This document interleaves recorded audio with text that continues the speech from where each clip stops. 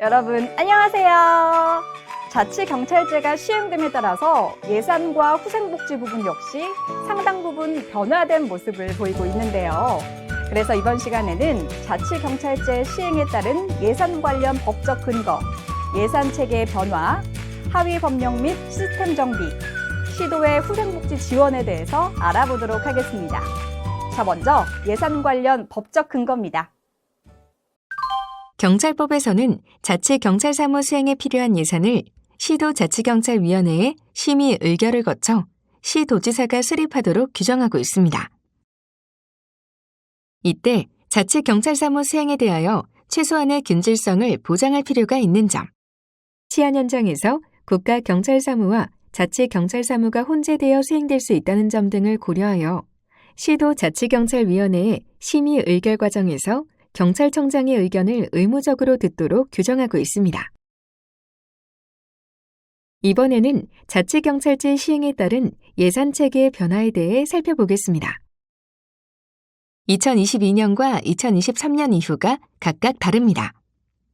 2022년에는 자치경찰사무 예산을 국고보조금으로 지원합니다. 따라서 자치경찰사무를 위한 예산 1,299억 원이 국고보조금으로 시도에 지원되었으며, 이는 범죄 예방 및 생활질서 유지, 교통안전활동, 아동청소년 보호 및 수사활동, 교통과학 장비 관리 등 세부 사업을 위해 사용되고 있습니다. 그와 별도로 각 시도자치경찰위원회에서는 예산이 수반되는 자체시책을 수립하고 있는데요. 예를 들어 대구의 시민중심 네트워크 협의체 구성이나 전남의 범죄 피해자 통합지원 연계망 구축, 충북의 농산물 절도 예방을 위한 이동형 CCTV 설치, 인천의 청소년 대상 찾아가는 안전버스 운영 시책 등이 바로 그것입니다. 이러한 시책을 위해 각 시도에서는 별도 예산을 자체 편성하고 있고 2022년의 경우 그 액수는 총 110억 원에 달합니다. 2023년 이후부터는 국고보조금 지원이 없어지고 자치경찰사무 예산 일체를 시도의 재원으로 편성하게 됩니다. 이는 2021년 7월 당정청에서 합의한 2단계 재정분권 시행에 따른 것인데요. 2단계 재정분권은 지방정부의 재정 자율성을 제고하고 지방정부 간 재정력 격차를 완화하기 위해 시행되었습니다. 2단계 재정분권은 국세 및 지방세 비율을 80대 20에서 72.6대 27.4로 변경하며 그 대신 국고보조사업을 지방으로 이양하도록 하고 있습니다. 그로써 국고보조사업에 해당하는 자치경찰사무 예산 역시 지방으로 이양되므로 해당 예산은 시도의 자체 재원으로 편성되게 됩니다. 요컨대 2022년에는 자치경찰사무 예산이 국고보조금과 시도 자체 재원으로 편성되는 반면 2023년부터는 자치경찰사무 예산 일체가 시도의 자체 재원으로 편성되는 것입니다. 이번에는 하위 법령 및 시스템 정비에 대해 알아보겠습니다. 변경된 예산체계에 따르면 자치경찰사무 예산 집행을 위해서는 지방 예산을 국가기관인 시도경찰청 및 경찰서에 재배정해야 합니다.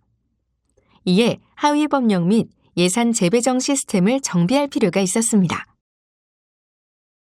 먼저 하위 법령 정비입니다. 지방자치단체 예산 편성 운영 기준 및 지방자치단체 회계 관리에 관한 훈령을 개정하여 시도 예산 재배정 대상에 시도경찰청 및 경찰서를 포함시켰습니다. 그리고 국가예산은 디브레인 시스템을 통해 지방예산은 이호조 시스템을 통해 각각 관리합니다. 이에 자치경찰사무 예산 재배정 및 집행을 위해서는 시도경찰청 및 경찰서 역시 이호조 시스템까지 사용할 필요가 있었고 현재 시스템 구축이 모두 완료되었습니다. 이에 따라 2022년의 경우 경찰청은 디브레인 시스템을 통해 예산을 받아 이 나라도움 시스템으로 시도에 국고보조금을 지원하며 시도 및 시도자치경찰위원회는 이 호조 시스템을 통해 시도경찰청 및 경찰서에 예산을 재배정하게 됩니다. 2023년부터는 국고보조사업에 해당하는 자치경찰사무 예산 역시 모두 지방으로 이양되어 해당 예산 모두를 시도의 재원으로 편성하므로 처음부터 시도 및 시도자치경찰위원회가 이 호조 시스템으로 시도경찰청 및 경찰서에 예산 재배정을 하게 됩니다. 이번에는 시도의 후생복지 지원에 대해 알아보겠습니다. 자치경찰제의 성공적 안착을 위해서는 자치경찰사무를 담당하는 현장 경찰관의 사기 진작이 필수적입니다.